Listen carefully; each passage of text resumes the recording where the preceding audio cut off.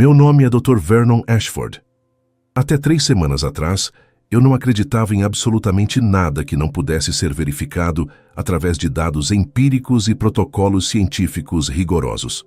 Passei 17 anos da minha vida dedicados exclusivamente ao estudo da neurologia, à análise de sinapses cerebrais e à compreensão dos processos químicos que governam nosso pensamento. Para mim, tudo podia ser explicado por reações elétricas, hormônios e neurotransmissores.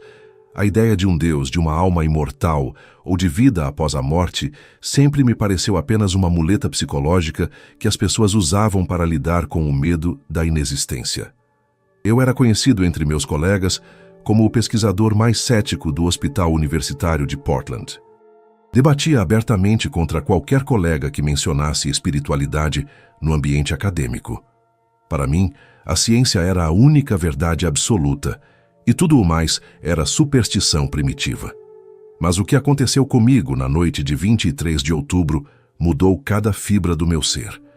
Durante um experimento de rotina com neurotransmissores sintéticos, algo deu terrivelmente errado. Eu estava sozinho no laboratório, algo contra o protocolo, mas minha arrogância me fazia sentir invencível. Estava testando uma nova substância que poderia revolucionar o tratamento de Alzheimer.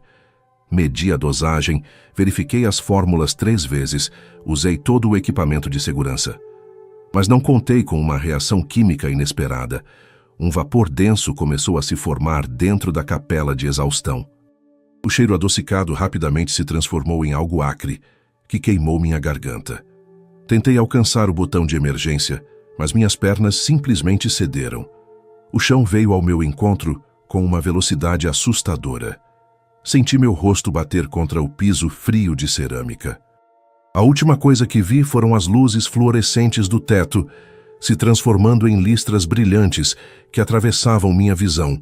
Tentei gritar, mas nenhum som saiu da minha boca. Então tudo ficou preto. Antes de continuar, preciso fazer algo importante. Escreva nos comentários de onde você está me assistindo e por quem eu deveria orar hoje.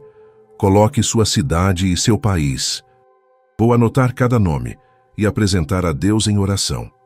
Se você está nos Estados Unidos, no México, em Portugal, na Argentina ou em qualquer outro lugar, escreva presente aqui embaixo.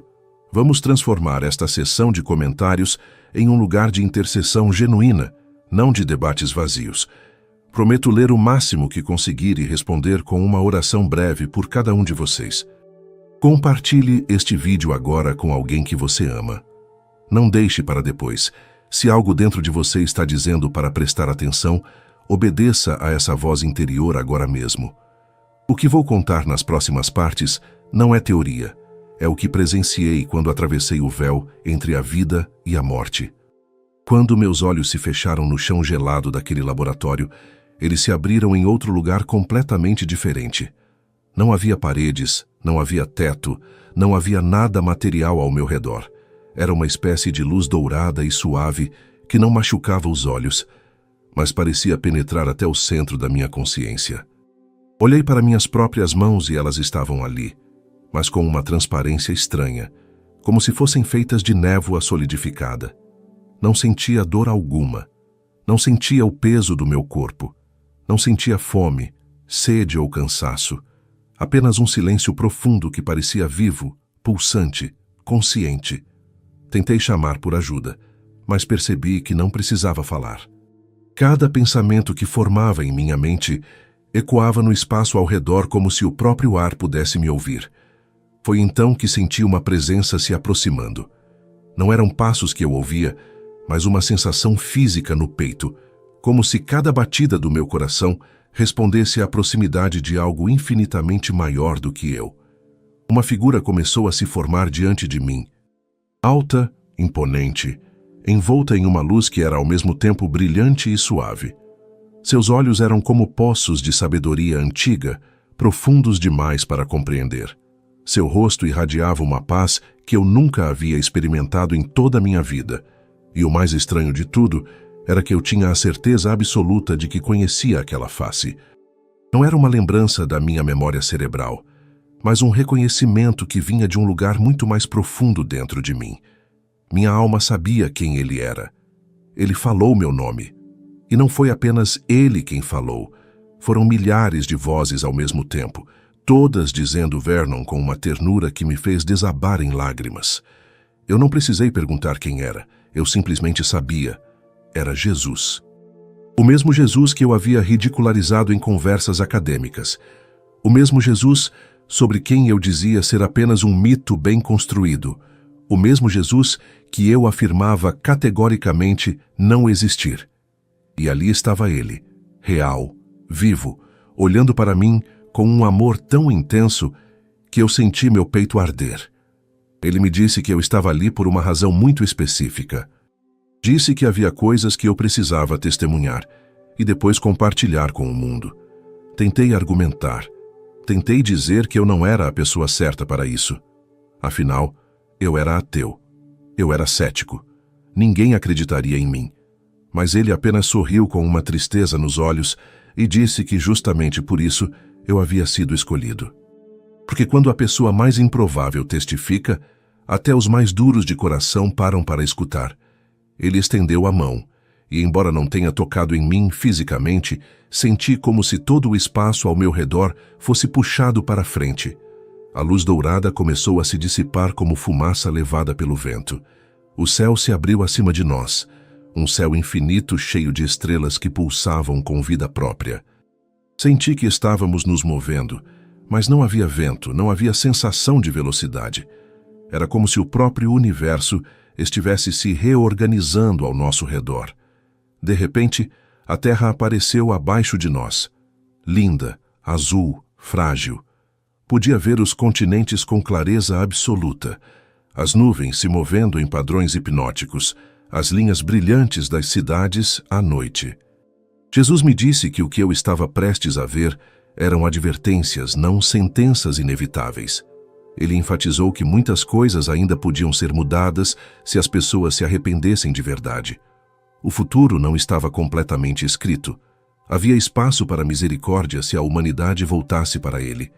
Mas ele também deixou claro que o tempo estava se esgotando rapidamente. Perguntou se eu entendia a responsabilidade que estava sendo colocada sobre meus ombros. Eu apenas conseguia acenar com a cabeça, ainda em choque com tudo que estava acontecendo.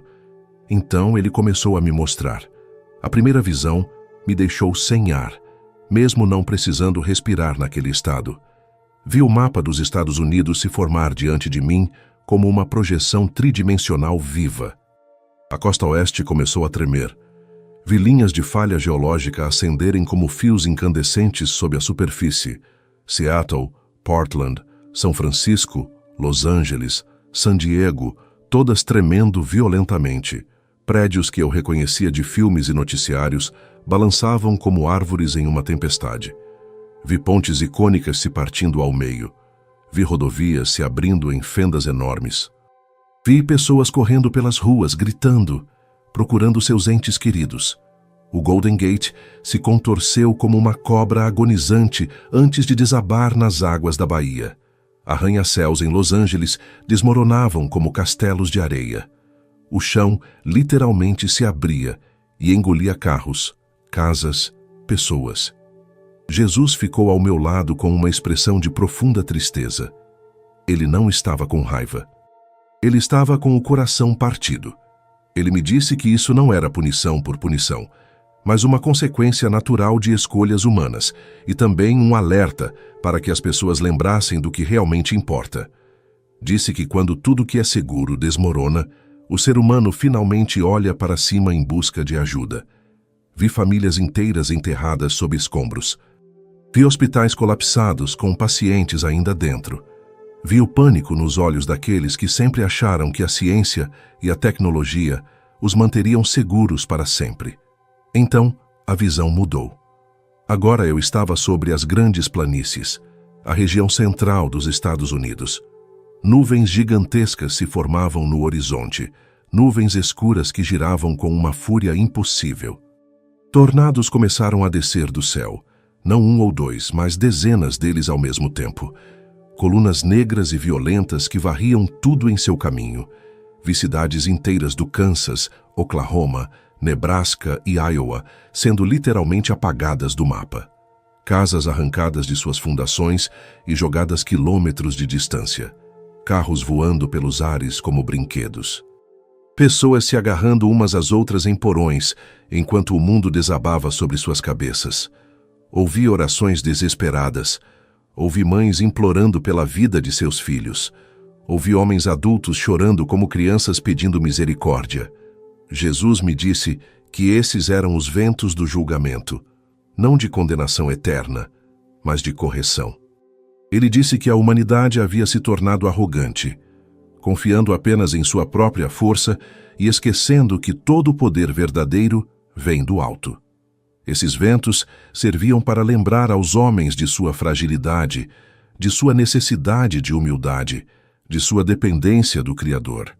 Foi nesse momento que ele me interrompeu e me deu uma instrução direta. Ele disse para eu avisar as pessoas agora, enquanto ainda há tempo. Se você vive em uma área de risco, anote agora mesmo os nomes de todos da sua família. Pegue um papel e escreva ponto de encontro caso as comunicações caiam, números de telefone de parentes que moram em outras cidades, contatos de emergência.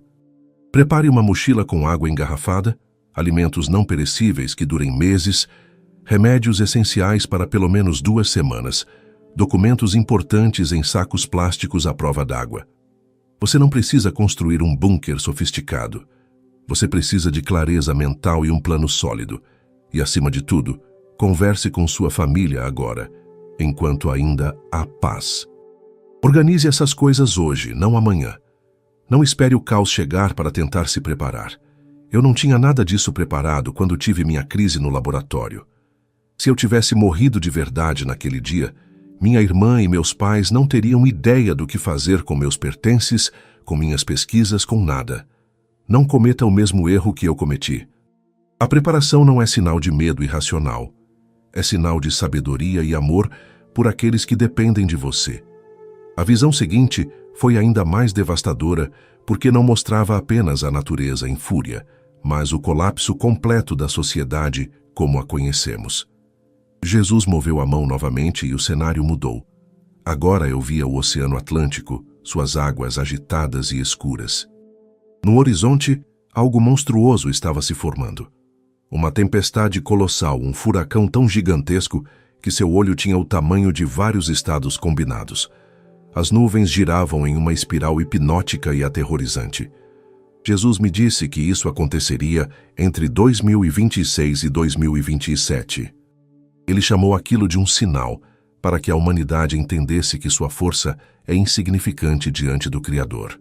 Vi a tempestade avançar sobre a costa leste dos Estados Unidos com uma velocidade assustadora. Miami desapareceu sob uma parede de água com mais de 15 metros de altura. Vi prédios de luxo sendo arrancados como palitos de dente.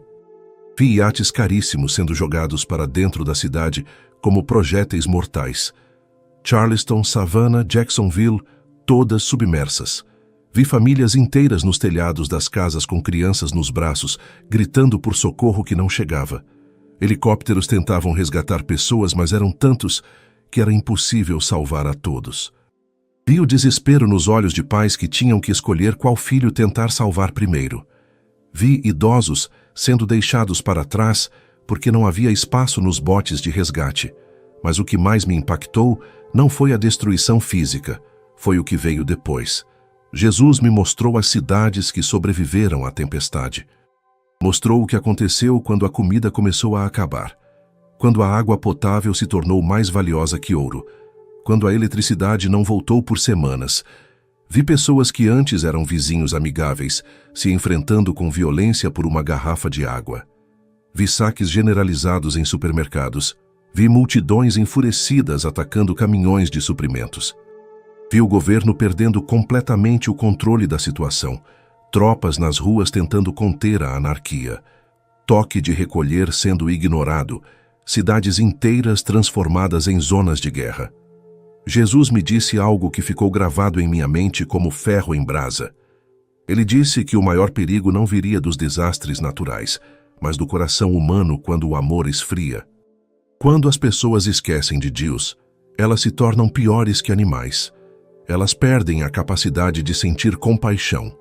Elas se tornam selvagens, guiadas apenas pelo instinto de sobrevivência egoísta. Vi bancos sendo incendiados. Vi policiais abandonando seus postos. Vi hospitais sendo invadidos por pessoas desesperadas atrás de remédios. Vi médicos sendo ameaçados, enfermeiros sendo agredidos. O caos não começava nos prédios destruídos, começava nos corações endurecidos. Então Jesus me mostrou algo que parecia vir de outro mundo, algo além da terra. O céu acima de nós se iluminou com uma intensidade cegante. Era como se o próprio sol tivesse explodido. Ele me explicou que uma erupção solar massiva atingiria nosso planeta. Uma tempestade geomagnética tão poderosa que fritaria satélites, derrubaria redes elétricas inteiras, destruiria transformadores que levariam anos para serem substituídos. Vi o mundo mergulhar em uma escuridão tecnológica completa. Não havia internet, não havia telefones celulares, não havia televisão, não havia rádio. O silêncio era ensurdecedor. Vi cidades modernas, acostumadas com todas as conveniências da tecnologia, completamente paralisadas. Semáforos apagados causando acidentes em massa. Hospitais operando apenas com geradores de emergência que logo ficariam sem combustível. Pessoas presas em elevadores. Sistemas de refrigeração de alimentos desligados, causando perda total de mantimentos. Bancos de dados apagados. Dinheiro digital se tornando inútil. A sociedade moderna desmoronando porque havia se tornado dependente demais de sistemas frágeis. Mas no meio dessa escuridão, Jesus me mostrou algo diferente. Vi pequenas luzes se acendendo. Não eram luzes elétricas, eram velas. Vi famílias reunidas em torno de mesas iluminadas por chamas tremeluzentes. Vi pais lendo a Bíblia em voz alta para seus filhos pela primeira vez em anos. Vi vizinhos se reunindo para orar juntos, algo que nunca haviam feito antes. Vi igrejas lotadas, não de curiosos, mas de pessoas genuinamente arrependidas, de joelhos, chorando, clamando por perdão. Jesus sorriu pela primeira vez durante as visões. Ele me disse que mesmo na ausência total de eletricidade, haveria luz. A luz dos corações que finalmente voltariam a buscá-lo. Foi nesse momento que compreendi algo profundo. O colapso não era apenas material, era um convite. A humanidade estava tão absorta em suas telas, em suas redes sociais, em seu entretenimento vazio, que havia esquecido como ouvir a voz de Deus. O silêncio forçado seria a oportunidade para que milhões finalmente escutassem o que ele tinha estado tentando dizer o tempo todo. A visão mudou novamente. Agora, eu via a América do Sul. Vi o Brasil dividido ao meio por catástrofes opostas. No norte, a floresta amazônica em chamas, incêndios tão vastos que a fumaça cobria metade do continente. No sul, inundações catastróficas, cidades inteiras debaixo d'água. Rio de Janeiro com suas favelas sendo varridas pelas encostas. São Paulo com seu sistema de transporte completamente paralisado. Vi o rio Amazonas secando em algumas áreas e transbordando violentamente em outras. Vi milhões de pessoas deslocadas sem ter para onde ir. Mas Jesus me mostrou algo especial sobre aquela terra. Ele me disse que do Brasil sairia um clamor poderoso de arrependimento. Vi multidões se reunindo em praças públicas, cantando sem instrumentos, apenas suas vozes unidas em adoração genuína. Vi líderes políticos corruptos caindo de joelhos publicamente, confessando seus crimes, pedindo perdão ao povo. Vi traficantes abandonando suas armas e buscando igrejas. Vi prostitutas chorando aos pés de altares improvisados. Jesus me disse que aquela nação, mesmo em meio às lágrimas, seria uma das que manteria a chama da fé acesa quando o mundo esfriasse. Vi também a América Central e o Caribe sendo devastados por furacões nunca antes registrados. Vi ondas com altura de prédios de 10 andares engolindo ilhas inteiras. Vi Jamaica, Haiti, República Dominicana, Cuba, Porto Rico, todas submersas. Vi o Canal do Panamá destruído, interrompendo o comércio global. Vi milhões de refugiados climáticos tentando atravessar fronteiras, sendo repelidos com violência. Vi o sofrimento de crianças separadas de seus pais no caos da evacuação. Mas mesmo ali, no meio da destruição total, Jesus me mostrou algo lindo. Vi pessoas resgatando umas às outras, arriscando suas próprias vidas para salvar estranhos. Vi igrejas pequenas e humildes abrindo suas portas para abrigar centenas de desabrigados. Vi pastores distribuindo suas próprias reservas de comida. Vi jovens carregando idosos nas costas por quilômetros até lugares seguros. Jesus me disse que a verdadeira igreja não está nos prédios luxuosos, mas nos corações dispostos a servir. Onde o egoísmo morre, a compaixão floresce. E naqueles lugares devastados, ele estava levantando uma geração de servos verdadeiros. Jesus então me olhou nos olhos com uma intensidade que me fez tremer. Ele me disse que o que eu havia visto até agora era apenas o início. Havia algo maior chegando, algo que separaria definitivamente aqueles que o amavam daqueles que apenas fingiam. Ele me disse que o tempo de brincadeira havia acabado. O tempo de religiosidade vazia havia acabado. O tempo de fé morna havia acabado.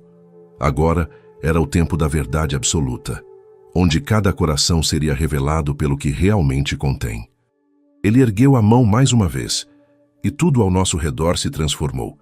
O que via a seguir não eram mais cidades ou países específicos, mas símbolos vivos que falavam diretamente ao espírito. Diante de nós surgiu uma árvore gigantesca, antiga, com raízes que se espalhavam até onde minha visão alcançava. Seus galhos tocavam as nuvens, mas muitas de suas folhas estavam caindo. O tronco apresentava rachaduras profundas, e uma seiva escura escorria como sangue contaminado. Jesus me disse que aquela árvore representava a civilização humana. Ela havia crescido alta e majestosa, mas suas raízes estavam envenenadas.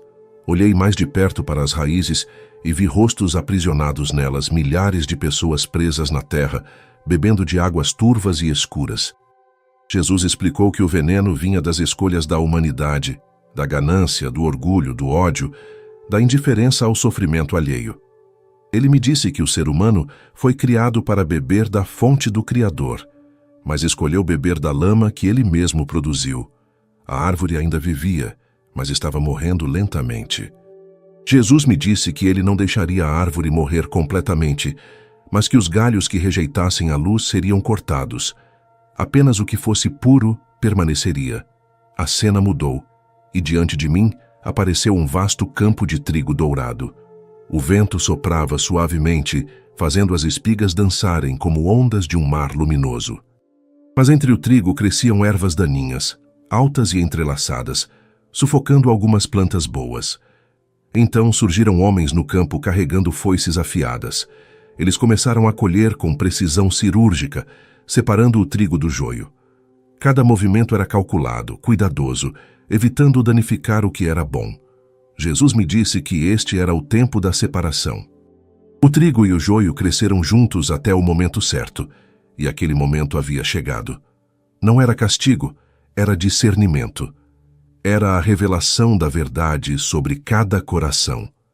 De repente, o campo desapareceu, e no vazio surgiu uma ampulheta gigantesca, flutuando no espaço. A areia dourada escorria lentamente de um compartimento para o outro e restava muito pouco na parte superior. Meu coração acelerou ao ver aquilo. Jesus apontou para a ampulheta e me disse que aquele era o tempo da humanidade. A era que conhecemos estava chegando ao fim. O fim de uma era não significa o fim de tudo, mas o começo de outra. Ele disse que Deus sempre dá sinais antes das grandes transições, mas poucos prestam atenção. Observei que alguns grãos de areia brilhavam mais intensamente que outros. Jesus me explicou que aqueles eram os justos, os que se apegavam à fé mesmo quando o mundo ao redor escurecia. A ampulheta começou a girar lentamente e percebi que quando ela se invertesse, tudo recomeçaria, mas com menos brilho. Era como se a cada ciclo da humanidade algo essencial fosse perdido. Jesus me disse que a cada geração mais sabedoria era trocada por vaidade, mais verdade era substituída por opinião. E quando a última areia caísse, o Criador julgaria não apenas as ações, mas as intenções de cada coração. A última imagem simbólica que ele me mostrou foi um amanhecer. O sol estava prestes a nascer atrás de uma montanha. Sua luz já tocava o topo do pico, mas o vale ainda estava mergulhado em sombras. Jesus me disse que ainda havia esperança, mas que era necessário esforço. Quem subisse a montanha agora veria o amanhecer completo em toda sua glória. Quem permanecesse no vale seria surpreendido pela luz repentina sem estar preparado. Ele me olhou profundamente e disse que eu precisava contar tudo o que havia visto e que precisava começar imediatamente. Foi nesse instante que tudo ficou branco novamente. Uma luz tão intensa que não era física, mas espiritual. Senti como se estivesse sendo puxado para trás com uma força irresistível. Ouvi a voz de Jesus ecoando enquanto eu me afastava. Ele disse para eu não ter medo, para eu confiar, para eu obedecer. E então acordei. Abri os olhos e a primeira coisa que vi foi uma luz fria e artificial, completamente diferente daquela luz celestial. Máquinas apitavam ao meu redor. O cheiro de álcool e desinfetante enchia meu nariz. Vozes humanas gritavam comandos médicos. Minha colega de laboratório, Sandra, estava ao meu lado segurando minha mão e chorando. Levei alguns segundos para entender onde eu estava. Hospital. Eu estava de volta. Tentei falar, mas minha garganta estava seca e dolorida por causa do tubo que haviam colocado para me entubar. Um dos médicos gritou que eu havia voltado e todos pareciam aliviados e chocados ao mesmo tempo. Sandra me disse entre soluços que eu havia ficado morto por quase 20 minutos. Ela disse que meu coração parou completamente, que tentaram me reanimar 4 vezes sem sucesso, que já estavam considerando declarar meu óbito. Mas então, inexplicavelmente, meu coração voltou a bater sozinho, forte e constante, como se uma mão invisível tivesse girado uma chave e me ligado novamente. Os dias seguintes foram um borrão de exames, perguntas médicas e visitas de colegas incrédulos. Fisicamente eu me recuperei rapidamente, rápido demais, segundo os médicos, mas por dentro eu estava completamente transformado. Cada som parecia mais nítido, cada cor mais vibrante, cada conversa carregava um peso que eu nunca havia percebido antes. Era como se Jesus tivesse deixado em mim uma sensibilidade espiritual aguçada. Quando olhava para as pessoas, conseguia perceber sua dor, seu vazio, sua busca por algo maior. Comecei a escrever tudo o que me lembrava das visões. Enchia cadernos inteiros com cada detalhe, cada palavra que Jesus havia dito, com medo de esquecer alguma coisa importante. E quanto mais escrevia, mais entendia que aquilo não era um presente para mim, era uma responsabilidade. Compartilhei minha experiência com alguns colegas do hospital. Alguns riram abertamente, dizendo que eu havia sofrido alucinações por falta de oxigênio no cérebro. Outros ficaram em silêncio, claramente desconfortáveis. Mas houve aqueles que choraram e me abraçaram, dizendo que precisavam ouvir exatamente aquilo. Decidi que não podia mais ficar calado. A voz de Jesus ecoava constantemente em minha mente. Conta o que viste. Não tenhas medo. O tempo está se esgotando. Então comecei a gravar vídeos, a escrever textos, a compartilhar meu testemunho onde quer que me dessem oportunidade. E o que mais me surpreende é ver pessoas sendo transformadas por essas palavras. Vejo ateus como eu era se ajoelhando e reconhecendo Jesus pela primeira vez. Vejo famílias se reconciliando. Vejo jovens abandonando vícios e buscando propósito verdadeiro. Hoje eu sei que a ciência e a fé não são inimigas. Elas são duas faces do mesmo Deus tentando nos alcançar. A ciência nos mostra como Ele criou. A fé nos mostra por que Ele criou. Eu passei 17 anos estudando o cérebro humano, mas foi só depois de morrer que entendi que somos muito mais do que impulsos elétricos e reações químicas. Temos uma alma eterna, e essa alma precisa estar preparada para o que vem depois desta vida. Por isso estou aqui hoje, falando com você que chegou até o fim deste relato. Não importa se você acredita ou não em mim. O que importa é que você sente algo dentro de si agora. Essa inquietação, esse desconforto, essa vontade de buscar mais, isso não vem de mim. Vem do Espírito Santo tocando seu coração. Não ignore isso. Não deixe para depois. Jesus me mostrou que o tempo está se esgotando. Os eventos que vi começarão em breve. Alguns talvez já tenham começado enquanto você assiste a isto. Mas ele também me mostrou que há esperança para aqueles que se voltarem para ele com sinceridade. Prepare sua casa, sim, mas principalmente prepare seu coração. Arrependa-se dos seus pecados. Peça perdão a quem você magoou. Perdoe quem te feriu. Busque a Deus enquanto ainda pode ser encontrado. Se este testemunho tocou você de alguma forma, não guarde para si. Compartilhe agora com sua família, seus amigos, suas redes sociais. Alguém que você conhece precisa ouvir isto. Escreva nos comentários "despierto", essa palavra simples que mostra que você entendeu o chamado. E se puder, se ajoelhe agora mesmo, neste instante, e fale com Jesus. Ele está esperando por você. Ele sempre esteve. O relógio continua correndo. A areia continua caindo. A luz está prestes a cruzar o topo da montanha. A escolha é sua. Você vai subir enquanto ainda há tempo ou vai esperar no vale até ser surpreendido? Eu fiz minha escolha. Escolhi acreditar. Escolhi obedecer. Escolhi viver para alertar outros. E você, o que vai escolher? Que Deus tenha misericórdia de todos nós e nos dê fortaleza para o que está por vir. O tempo do despertar é agora, não amanhã. Agora.